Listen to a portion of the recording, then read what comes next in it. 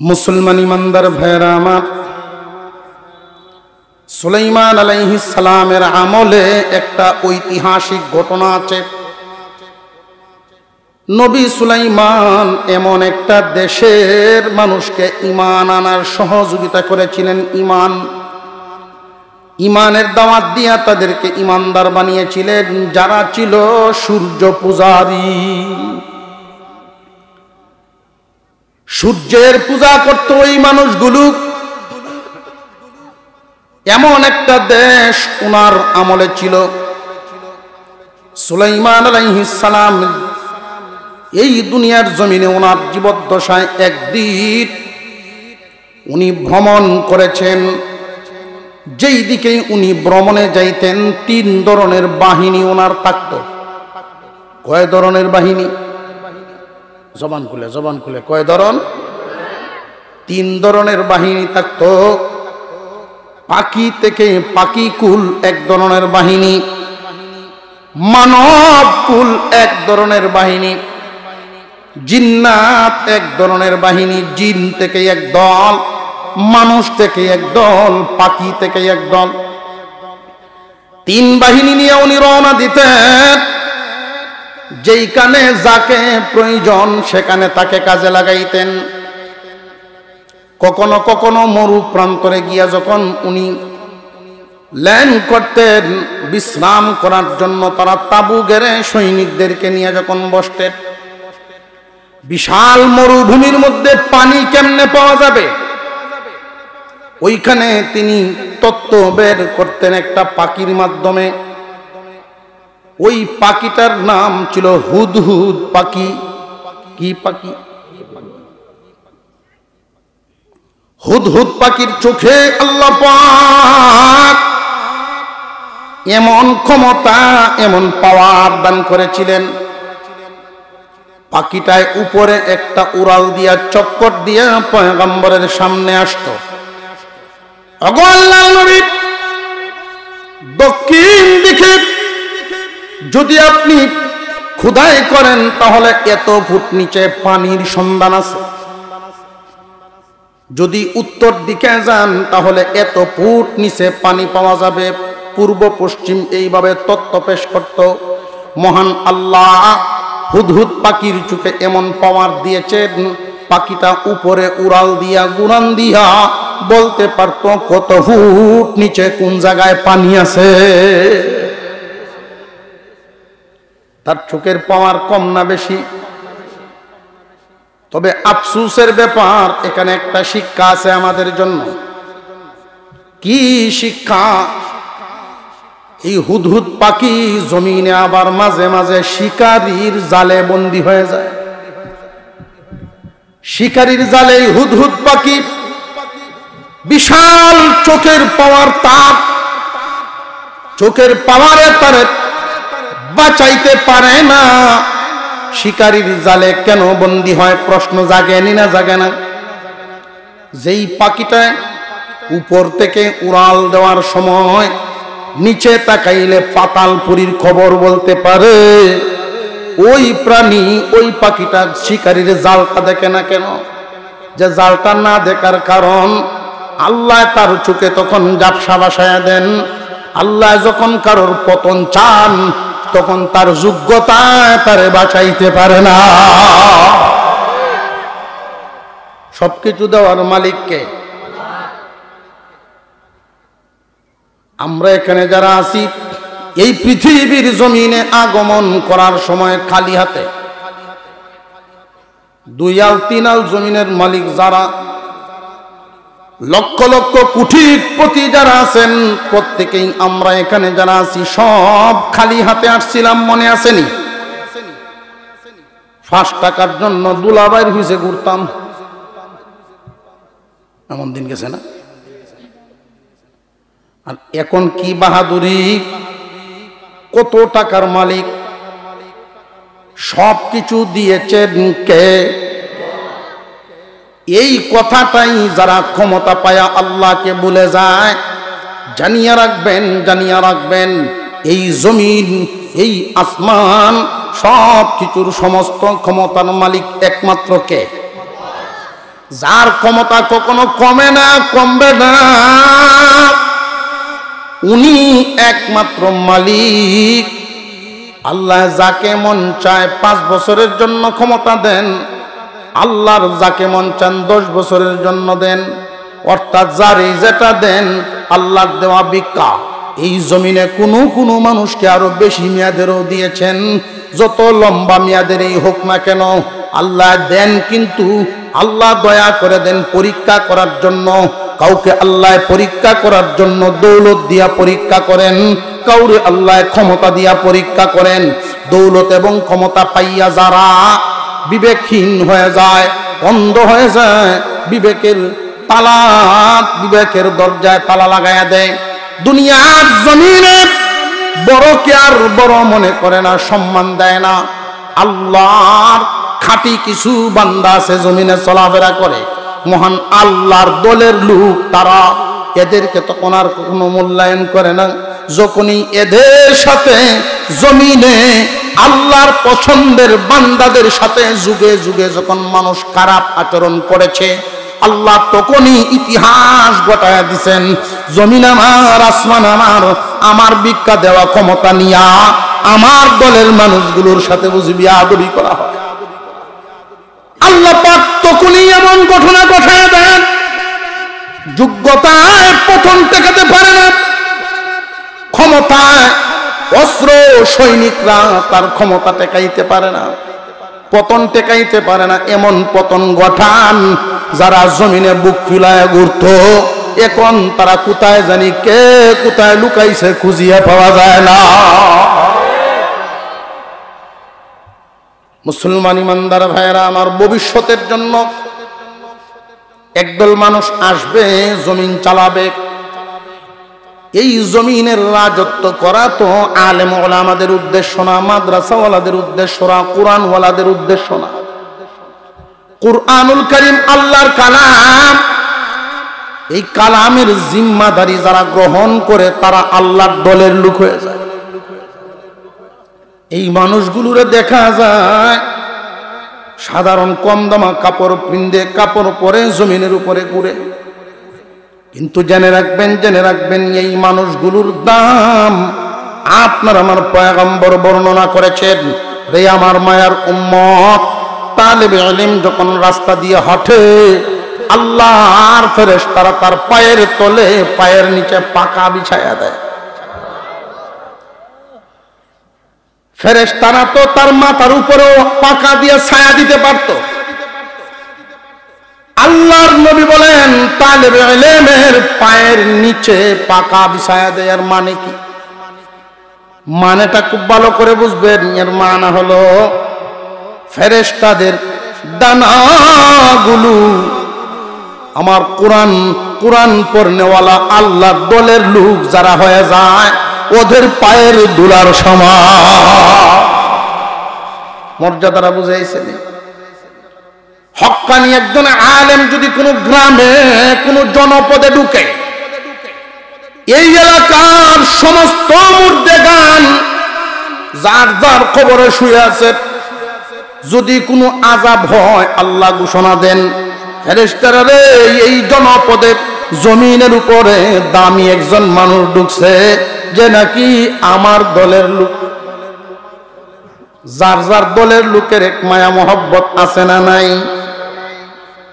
এমন লোকেদের সাথেই মহব্বত লাগাইবেন যাদের ক্ষমতা কখনো কমে না, ওই দলের সাথেই মহব্বত লাগাইবেন জীবনে কোনো দিন যাদের ক্ষমতা কমে না। সুলাইমান আলাইহিস সালাম 3 বাহিনী নিয়ে গেলেন এক এলাকায় সফর করতে। 3 বাহিনী যার যার পজিশন নিয়ে বসা আছেন।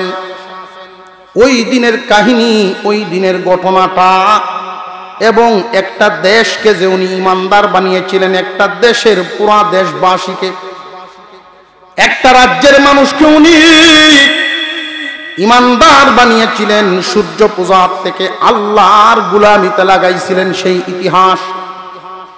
সুলাইমান আলাইহিস সালাম 3 বাহিনী নিয়ে যখন সফর করলেন, হঠাৎ উনি লক্ষ্য করলেন উনার বাহিনীর দিকে উনি তাকাইতেছেন, খোঁজখবর নিচ্ছেন, কাজে লাগাইবেন। প্রথমেই তিনি তাকাইলেন পাখি দলের দিকে, পাখিদের দিকে তাকাইলেন, কারণ উনি পাখি দিয়া প্রথম কাজটা করাইবেন। পাখির নাম জোরে কোন وتفقد الطير فقال ما لي لا أرى الهدهد। আমি আমার হুদহুদকে কেন দেখছি না, হুদহুদকে কেন দেখছি না, আমার কি হইল? ছাত্র যদি স্কুলে না আসে বা এলাকার সালিশ বৈঠকে যদি অমুক ফারার অমুক নাই, অনুপস্থিত ব্যক্তির ব্যাপারে যদি তালাশ করা হয়, কথাটা তো বলা হয় যে অমুক কেন নাই, তার কি হইল? ঠিক না বেঠিক? কিন্তু নবী সুলাইমান কিন্তু এই কথা বলেন নাই, এইভাবে কথাটা আসে নাই আল্লাহর কোরআনে। হুদহুদের কি হইল এইটা কিন্তু বলেন নাই, তিনি কিভাবে বলছেন খেয়াল করেন। এখান থেকে একটা শিক্ষা আছে, সবক আছে। হুদহুদ পাখির থেকে একটা সবক দিলাম, আল্লাহ যদি কারোর পতন ঘটান, ক্ষমতা যোগ্যতায় তারে বাঁচাইতে পারে। এজন্য হামেশাই আল্লাহর প্রতি রুজু থাকা, আল্লাহর প্রতি নত থাকা। প্রভু গো যা দিছ তোমার দেওয়া ভিক্ষা, এটা মনে রাখা। হুদহুদ পাখিটা অনুপস্থিত সুলাইমান আলাইহিস সালাম বলতে পারতেন হুদহুদের কি হলো, উপস্থিত নাই কেন, তাকে কেন দেখছি না, কেন আসলো না? নবী বলেন আমার কি হয়ে গেল, মালিয়া লা আরাল হুদহুদ, আমার কি হইল, আমি হুদহুদকে কেন দেখছি না? আমরা প্রত্যেকে এখানে কোনো না কোনো পরিবার নিয়ে থাকি। পরিবারের মধ্যে, সমাজের মধ্যে, দুনিয়ার যেই বাজার চলে বর্তমান সময়ে লক্ষ্য করে দেখবেন, একটা অফিসেই ধরেন, অফিসের মধ্যে সবার মর্যাদা কি সমান না বেশ কম আছে? বেশ কম আছে। একটা পরিবারের মধ্যে সবার মর্যাদা কি সমান না বেশ কম আছে?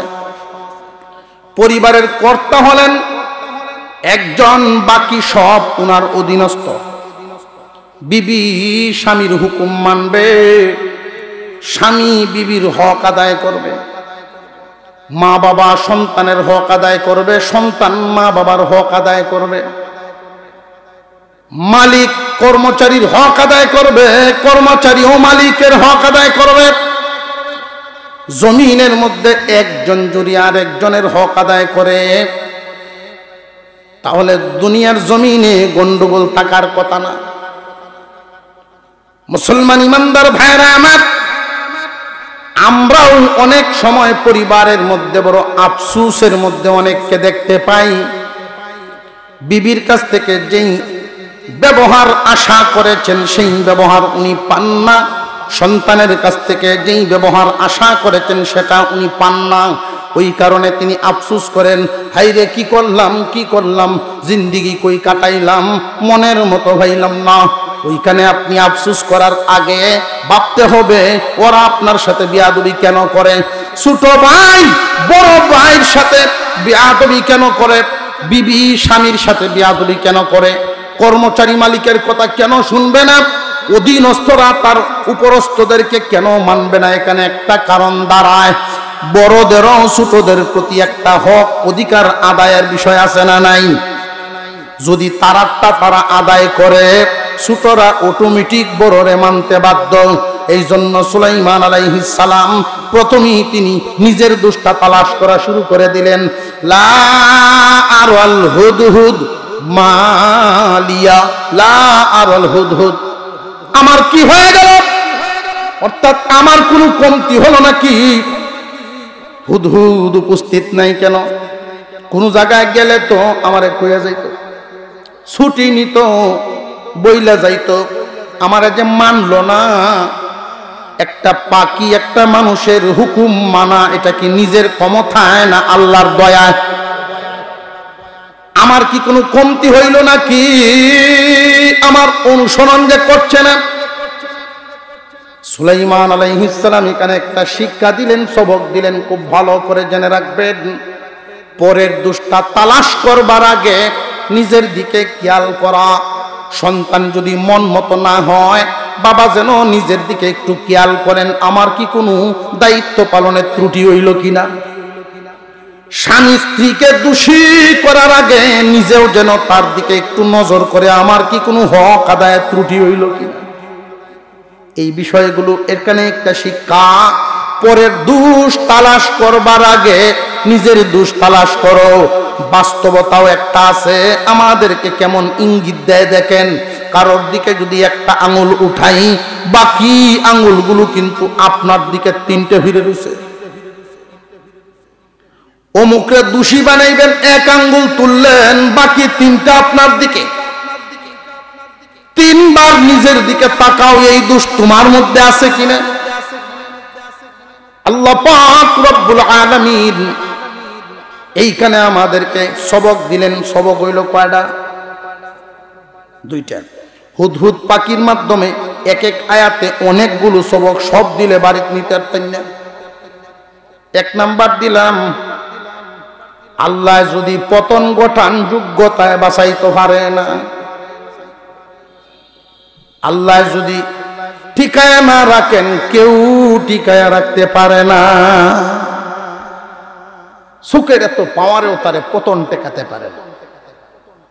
দুই নাম্বার, পরের দোষ তালাশ করার আগে নিজের দোষ তালাশ করা। কিছুক্ষণের মধ্যেই হুদহুদ পাখি আইসা গেছে। সুবহানাল্লাহ। হুদহুদ পাখি যখন আইসা গেছে, এসেই সুলাইমান আলাইহিস সালামের সামনে সালাম দিয়ে দাঁড়াইছে। দাঁড়ায়া তার দুর্বলতা, তার যোগ্যতা পেশ করা শুরু করছে। এখানে আরেকটা সবক, সবকটা হলো সুলাইমান আলাইহিস সালাম একটা কথা এখানে বলেছেন, فقال ما لي لا أرى الهدهد أم كان من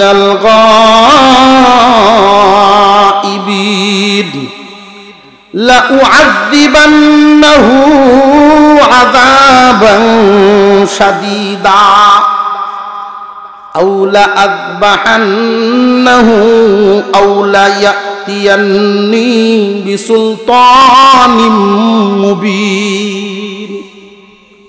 তারে কঠিন শাস্তি দিব। অধীনস্থদেরকে শাসন করার অধিকার আছে না নাই?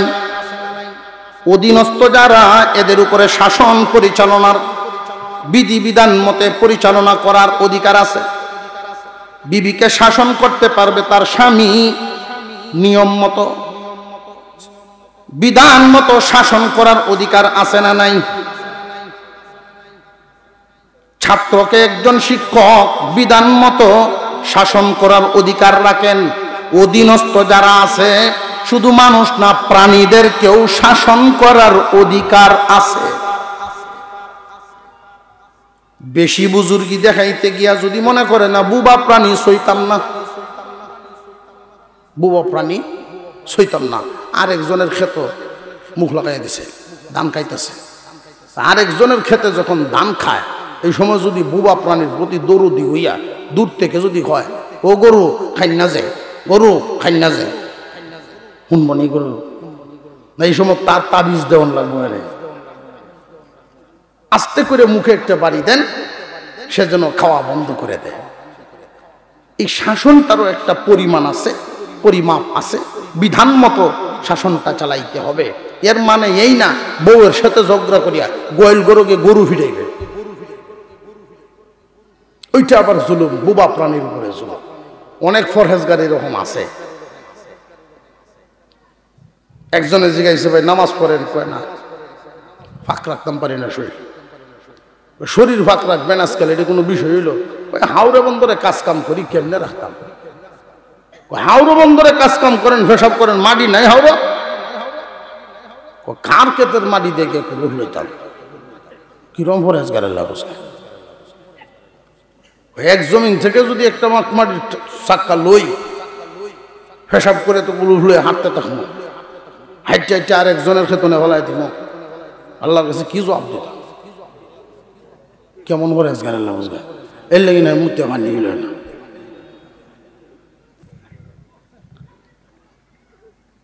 এইটার অতিভক্তি চোরের লক্ষণ, অতিভক্তি চোরের লক্ষণ। খবর লইয়া দেখা গেছে ফাঁকা একটা সুদঘুর। হাওরের মাঝে আপনি যখন একজনের জমিন থেকে এক টুকরা মাটি আপনার প্রয়োজনে ব্যবহার করলেন, যেই পরিমাণ মাটি নেওয়াতে জমিনে টেরই পাইছে না, মালিকে টের ভাই দূরের কথা। এটা বান্দার উপরে আল্লাহ চাপাবেন না, এটা মাফ। এই জমিন থেকে একজনে ওইটা নিয়ে ফেলছে, আরেকজনে তো আরেকবারে নিয়ে ফেলাই দেবে। এখন যদি মনে করে না পরকালে যেহেতু ওজন হইব, তাহলে না পুরো আধা ঘাটার জায়গা লয়ে লাই, তাহলে তো হকাত হইত না। অধীনস্থ প্রাণীদেরকে শাসন করা কি আছে? বিধান মতো অধিকার আছে। যতটুকুন আপনার বিধানের ভিতরে পড়ে জুলুম করা হবে না।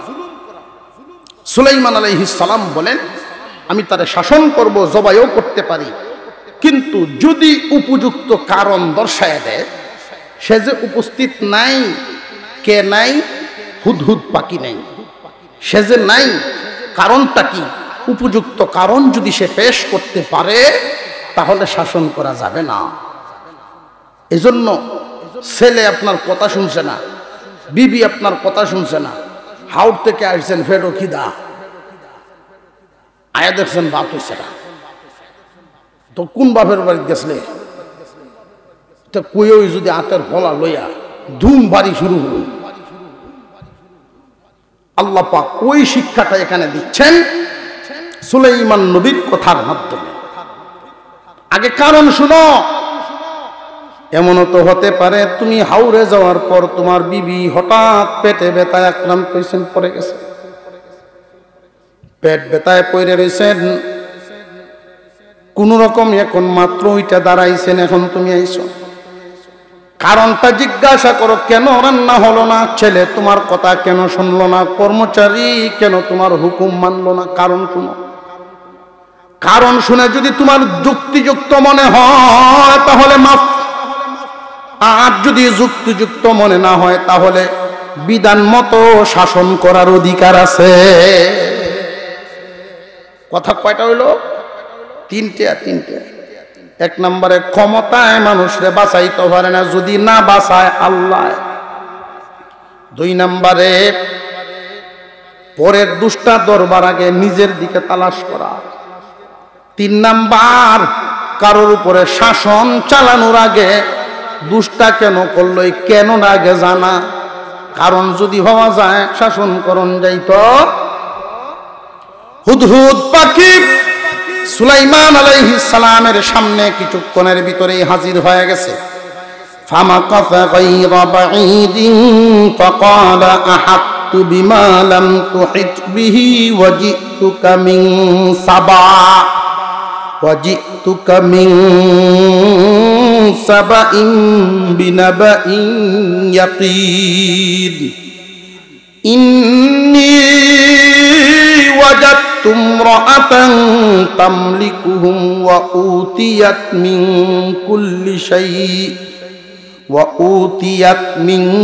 কুল্লি শাইইন ওয়া লাহা আরশুন আযীম ওয়াজাদতুহা ওয়া কওমাহা ইয়াসজুদুনা লিশ-শামসি মিন দুনিল্লাহি ওয়া যায়্যানা লাহুমুশ শাইতানু আ'মালাহুম ফাসাদ্দাহুম আনিস সাবিলি ফাহুম লা ইয়াহতাদুন। আল্লাহু আকবার বলে। আল্লাহ পাক এখানে এমন শিক্ষা রাখছেন, মহান মাওলা করিম কুরআনুল করিম আমাদের জন্য বিরাট এক নিয়ামত দৌলত দান করেছেন। আল্লাহ পাক ওই দিনের কাহিনী আয়াত নাজিল করে যদি না জানাইতেন আমরা কি জানতে পারতাম না। কোন লেখকের লেখা না, কোন ঐতিহাসিকের লেখা না যে উনি ইতিহাস লেখছেন, এরকম না। যিনি এই ঘটনা ঘটাইছেন উনি নাজিল করে আমরা জানাইছেন। কোনো সন্দেহ আসেনি? জোরে আওয়াজ দিয়ে বলেন, সন্দেহ আসেনি? মহান আল্লাহ এই ঘটনার থেকে আমাদেরকে শিক্ষা হাসিল করে জীবন যাপন করতাম। আল্লাহর উপরে সব সময় নতজানু হয়ে আল্লাহকে বড় মনে করে আল্লাহর কাছ থেকে সাহায্য চাওয়ার ভিখারি সেজে থাকা। কারণ আল্লাহ যতদিন তোমার যেই হালতে রাখবেন তুমি সেই হালতে থাকতে পারবা। যদি আল্লাহ তোমারে ধাক্কা দেন কেউ বাঁচাইতে পারবে না। পরের দোষী করবার আগে নিজের দোষ তালাশ করো, আত্মসমালোচনা। মানুষের উপরে শাসন চালাইবার আগে কারণ দেখো। অপরাধীকে দোষী সাব্যস্ত করার আগে কারণটা শুনো, তার বয়ান শুনো। এরপরে কারোর ব্যাপারে তুমি দোষ বর্ণনা করো, শাসন করো। 4 নাম্বার, হুদহুদ পাখি সুলাইমান আলাইহিস সালামের সামনে আইছে। সালাম দিয়া বলা শুরু করলো, ফামাকাসা গায়রা বাঈদিন ফাকালা আহাত্তু বিমা লাম তুহিত বিহি ওয়াজিতুকা মিন সাবাইন বিনাবাইন ইয়াকিন। ভগবান আল্লাহর পয়গম্বর, শুধু কি পয়গম্বর না বাদশাহ? ওগো আল্লাহর পয়গম্বর, বাদশাহ না বলে পয়গম্বর বলে ডাক দেন। এটা হলো আদব, সম্মান।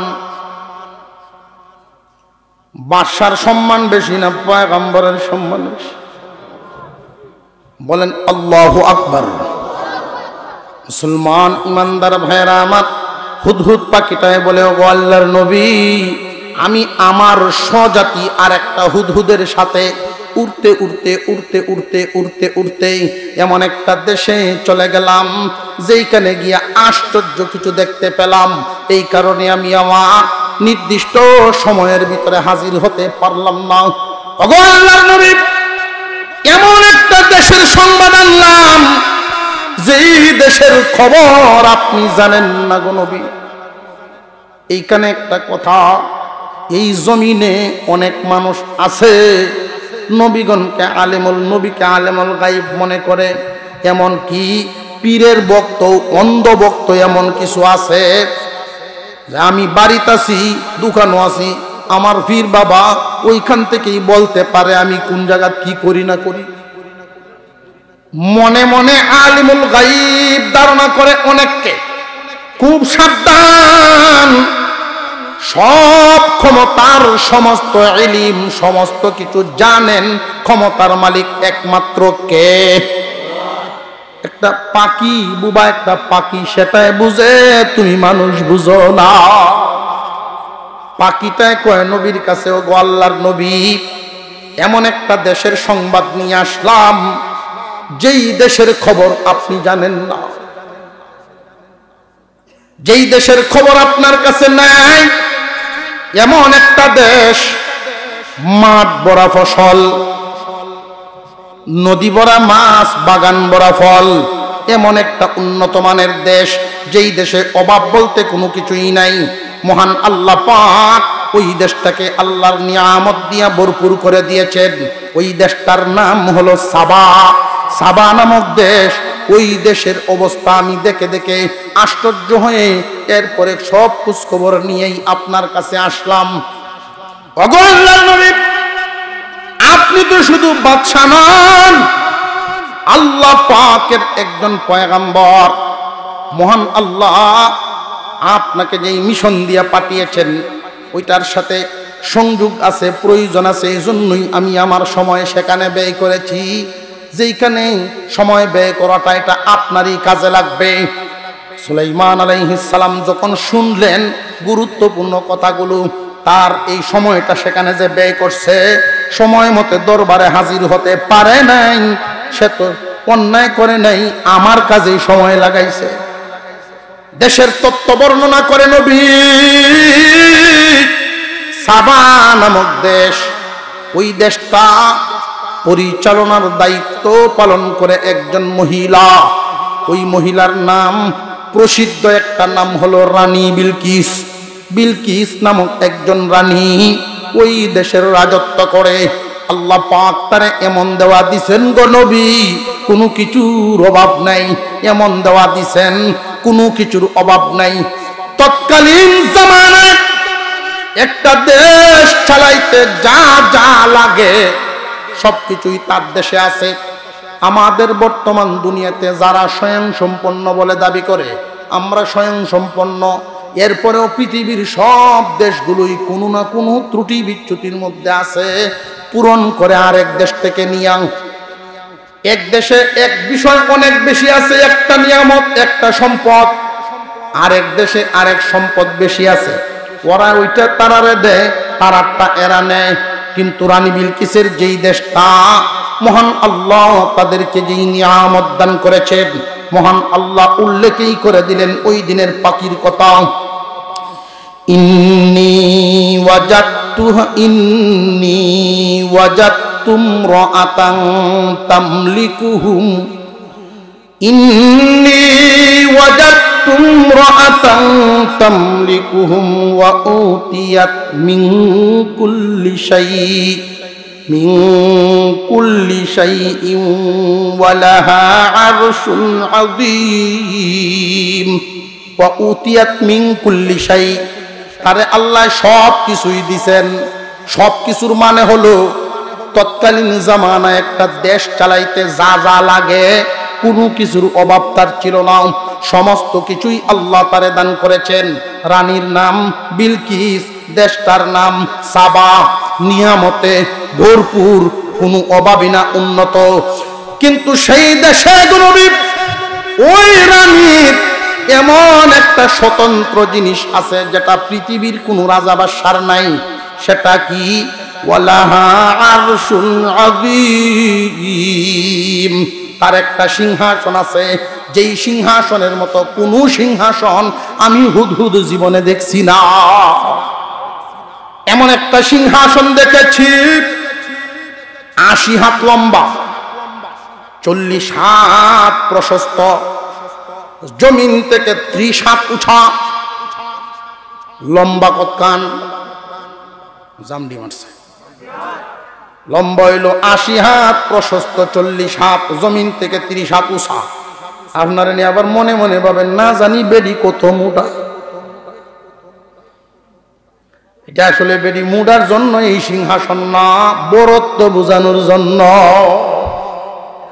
একটা বাড়ির ভিতরে গাড়ি ঢুকার জন্য গেটটি আর কি পরিমাণ উঁচা দরকার, কিন্তু এমন গেট দিছে সারা দেশের মানুষ তামসা দেখবার আইয়ে। এটা কি প্রয়োজন না বরত্ব বোঝাইছে? সিংহাসন এমন একটা সিংহাসন, রেশমি কাপড় দ্বারা বেটন করা, স্বর্ণ রূপা দিয়া পায়াগুলো বানানো, হীরামানিক মুক্তা দিয়া জার্সি দেওয়া, এত উন্নত মানের একটা সিংহাসনও আছে ওই রানীর। সব কিছুই আল্লাহ তাদেরকে দিয়েছেন গো নবী, কিন্তু একটা জিনিসের বড় অভাব। এই অভাবের সংবাদটা আপনাকে শোনানো আমি জরুরি মনে করি। আপনি শুধু বাদশা নন, আপনি হলেন আল্লাহ পাকের একজন পয়গম্বর। ওই দেশের মানুষকে আমি কি অবস্থায় দেখলাম, ওই দেশের মানুষগুলো আল্লাহর ইবাদত করে না। আল্লাহ যে এত কিছু দিলেন, কিন্তু আল্লাহর পরিবর্তে তারা সূর্যের পূজা করে। ওয়াজাদতুহা ওয়া কওমাহা ইয়াসজুদুনা লিশ-শামসি মিন দুনিল্লাহ। ওয়াজাদতুহা ওয়া কওমাহা ইয়াসজুদুনা লিশ-শামসি মিন দুনিল্লাহ। وزين لهم الشيطان أعمالهم فصدهم عن السبيل فهم لا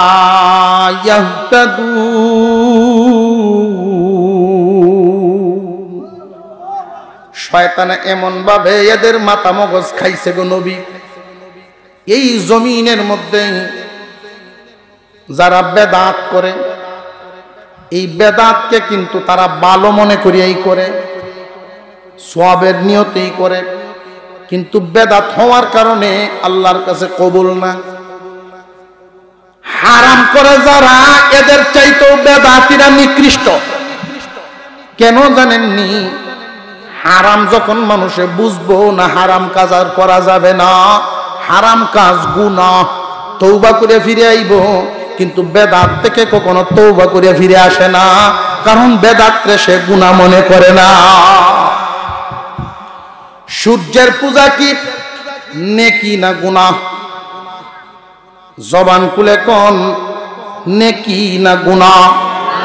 কিন্তু শয়তানে তাদের অন্তর, তাদের কলবরে এমন ভাবে রঙাইছে, এমন ভাবে বুঝাইছে, সূর্যের পূজাই সঠিক পূজা বুঝাইছে।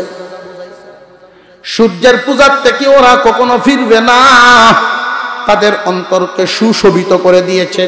সূর্যের পূজা করলে মনে তারা শান্তি পায়, সূর্যের পূজা করলে মনে আনন্দ পায়।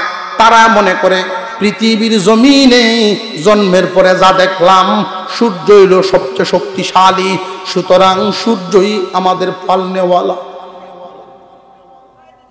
এটা মনে করে তারা যে সময় সূর্য উদয় হয় তখন একবার সেজদা দেয়, সূর্য যখন মাথার উপর বরাবর চলে আসে আবার একবার সেজদা দেয়, সূর্য যখন ডুবে যাবে বিদায় জানানোর জন্য আবার একবার সেজদা দেয়। দৈনিক 3 বার সূর্যের পূজা করে। সুলাইমান আলাইহিস সালাম হুদহুদ পাখির এই কথাগুলো শুনলেন।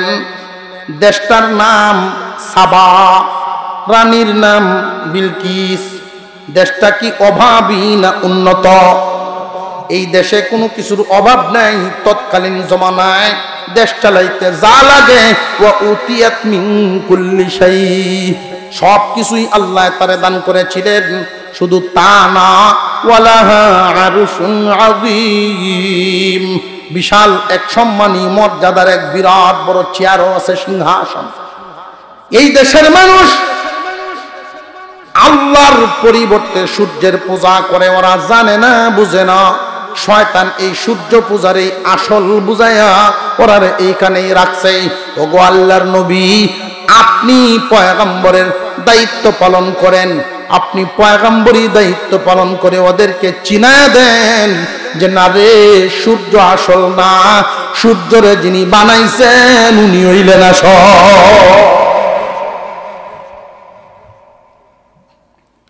মুসলমান ইমানদার ভাইয়েরা আমার, সুলাইমান আলাইহিস সালাম শুধু হুদহুদ পাখির কথাগুলো শুনলেন, শুই নাই তিনি একটা উত্তর দিলেন। ক্বালা সানানজুরু আসাদাকতা আম কুনতা মিনাল কাযিবিন, তুমি যে অনুপস্থিত ছিলা, নিজের গা বাঁচানোর জন্য ঘটনা কি সাজায়া বলছো নাকি ঘটনা সত্য?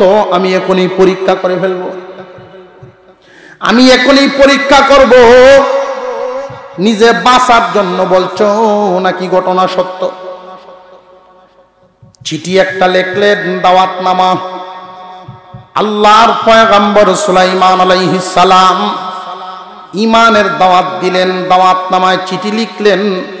এই বাদশাহীর কোনো দাম নাই, গোরানি এই রাজা বাদশার কোনো দাম নাই, দুনিয়াদারির কোনো দাম নাই।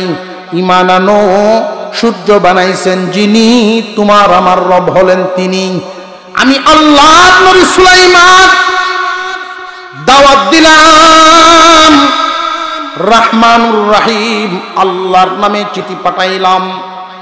আমি সুলাইমানের পক্ষ থেকে, ইন্নাহু মিন সুলাইমানা, ইন্নাহু মিন সুলাইমানা ওয়া ইন্নাহু বিসমিল্লাহির রহমানির রহিম। নিশ্চয়ই এই চিঠি সুলাইমানের পক্ষ থেকে, মিন সুলাইমানা সুলাইমানের পক্ষ থেকে, ওয়া ইন্নাহু বিসমিল্লাহির রহমানির রহিম। আল্লাহ পাকের 3টা নাম এখানে উল্লেখ করা হয়েছে। এর মধ্যে একটা হইল আসল নাম, 2টা হইল গুণ। একটা হইল নাম, 2টা হইল গুণ। নাম হইল আল্লাহ, গুণ 2টা রহমান এবং রহিম। তার নামেই চিঠি দিলাম, যিনি হলেন আল্লাহ। ওনার অনেক গুণ, এর মধ্যে দুইটা শুইনারা কয়, একটা হইল রহমান আর একটা হইল রহিম। তুমি তোমার জাতি নিয়ে সূর্য পূজা করো, উনি রহমান গুণের খাতিরে এখনো তোমারে দয়া করে যাইতেছেন। রহমান গুণের খাতিরে এখনো তোমারে দয়া করে যাইতেছেন। কিন্তু উনার আরেকটা গুণ আছে, উনি রহিম। যদি উনারে খুশি করিয়া দুনিয়া ছাড়ো, উনারে মাইনা দুনিয়া ছাড়ো, তাহলে আল্লাহ শুধু দুনিয়ায় যে দিয়া গেছেন তা না, ওইখানে যে তোমার আমার জন্য রাখছেন দুনিয়ার গুলো স্যাম্পল, ওইখানের গুলো গুডাও। দুনিয়াদারির চাইতে অনেক গুণ বেশি, 10 দুনিয়ার সমান জান্নাত দিবেন। আর হুজুর এখন সুবহানাল্লাহ। কিন্তু ওই যে 10 দুনিয়ার সমান জান্নাত দান করবেন, ওই জান্নাত কেমন কেমন? আমাকে প্রশ্ন করা হয়েছিল, হুজুর জান্নাত কেমন? এক কথায় উত্তর, মনের মতন। জান্নাত কেমন? মনের মতন। দুনিয়ার জমিনে পরিপূর্ণ সুখ পাওয়া যায়, মনের মতো কিছুই পাবেন না। মনরে পরিপূর্ণ সুখ শান্তি দেওয়ার জন্য জায়গায় একমাত্র জান্নাত।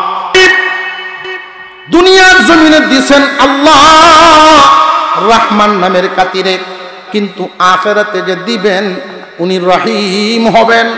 ওইখানেই রহিমাল আখিরালিল মুমিনিন, ইমানদার ছাড়া কাউকেই দিবেন না। যদি ওইখানেও চাও ইমান আনো, আমি নবীর কথা শোনো। দাওয়াত দেওয়ার পরে এই চিঠির শেষাংশে তিনি লেখছেন, আল্লাহ তাআলু আলাইয়া ওয়াতুনি মুসলিমিন।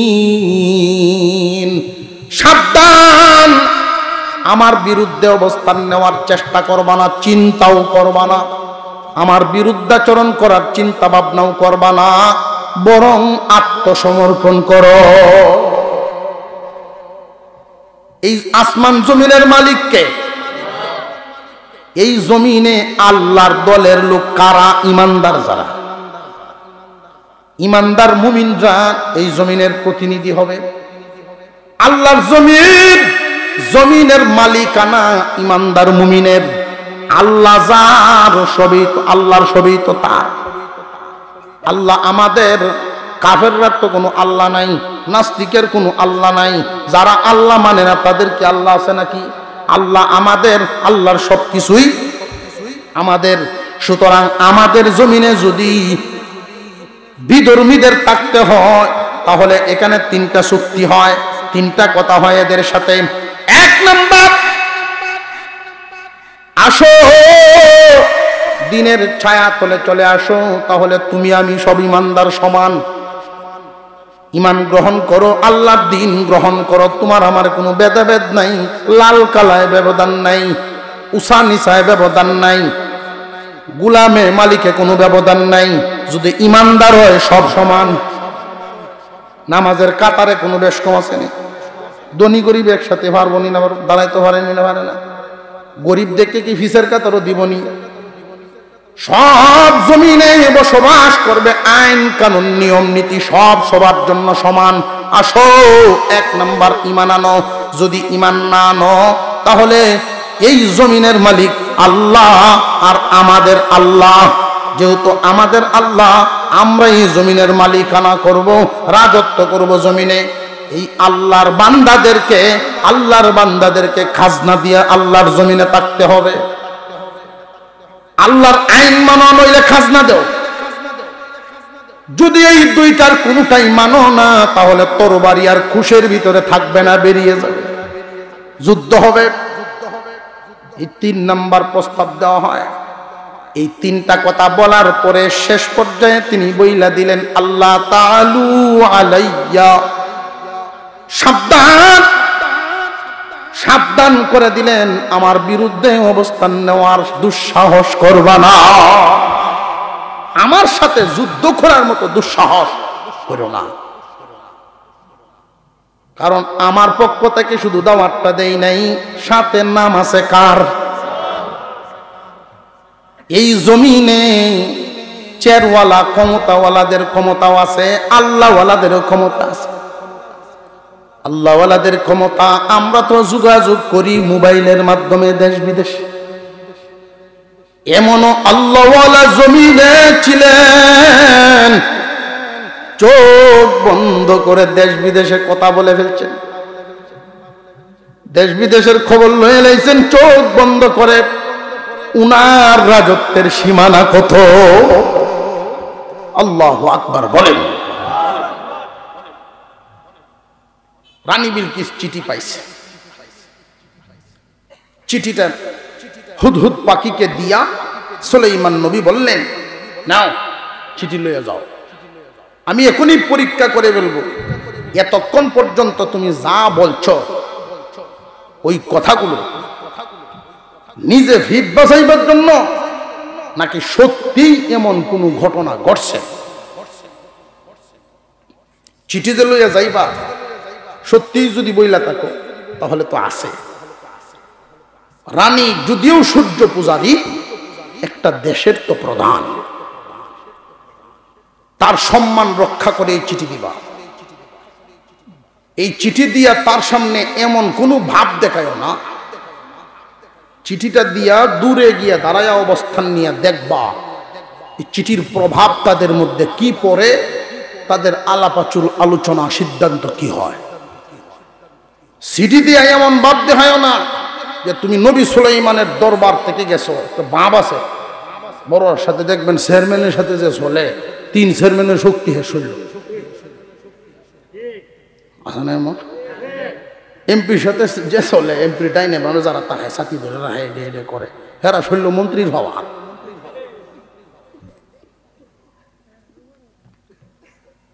এরকম হয়ে গেলেই কিন্তু সমস্যা। ওই যে আগে বললাম, যোগ্যতায় পতন টেকাতে পারে না। হুদহুদ পাখি সুলাইমান আলাইহিস সালামের পক্ষ থেকে চিঠি নিয়া রানী বিলকিস পর্যন্ত গেল। এরপরে চিঠির কাহিনী কি হইল, কি সিদ্ধান্ত হলো, এটা তো একটা লম্বা ঘটনা, লম্বা ইতিহাস। তো আমরা আজকের আলোচনা থেকে যেটা শিখলাম, যেটা জানলাম, অন্তত একটা হলো, 1 নাম্বার, সবকিছু দেওয়ার মালিক নেওয়ার মালিক জবান খুলে কে? আল্লাহ যদি পতন দেন আকলে টেকাইতে পারবে না। 2 নাম্বার, কাউকে দোষী করার আগে নিজের মধ্যে এই দোষ আছে কিনা আগে দেখেন। ফরের দোষ লয়ে দৌড়েন, আমরার মধ্যে এটা খুব বেশি হন, বর্তমানে এটা খুব বেশি চলছে। পরের সমালোচনা করা, নিজের দিকে খেয়াল নাই, আত্মসমালোচনা নাই। আমার যে কত হান্দে বেড়া বাঙ্গা খবর নাই, আরেক বেড়ার যে সালুনের ছিদ্র বা সুইয়ের ছিদ্র, সালুন আর সুইয়ের মতো ভাব। দেখ তোমার বডিটা পুরাটাই সুন্দর আছে, কি স্টেট সোজা, ভীষণ তো এই ছিদ্রটা না থাকলে ভালো আছে। সালুনে যদি শুয়ের এই এক ছিদ্রির গপ নাই, কি ভয়। তুমি কাউকে দোষী করার আগে তোমার দিকে তাকাও, নিজের সংশোধন করো, আত্মসমালোচনা। 3 নাম্বার, কাউকে অপরাধী ঘোষণা, অপরাধী সাব্যস্ত করার আগে বিষয়টা বুঝো, বিষয়টা আগে বুঝো, এরপরে তার উপরে শাসন করো আর মাফ করো যা করবা। আগে বিষয়টা বুঝবা ধৈর্যের সাথে। আল্লাহ পাক আমাদেরকে এই সবকগুলো মেনে চলার তৌফিক দেন। সর্বোপরি সর্বশেষ যে কথা, দুনিয়ার রাজত্বের চাইতে, দুনিয়ার ক্ষমতার চাইতে আখিরাতের স্থায়ী ক্ষমতা যদি পেয়ে যাই, মহান মৌলাই করিমের উপরে পরিপূর্ণ ঈমান, এই ঈমান যেন আমাদের হেফাজত হয়। আর ভবিষ্যতে যদি কখনো দেখা হয় তো এই চিঠির থেকে ইনশাআল্লাহ আলোচনা সামনের দিকে যাবে। আল্লাহ আমাদেরকে আমলের তৌফিক দেন, বলুন আমিন।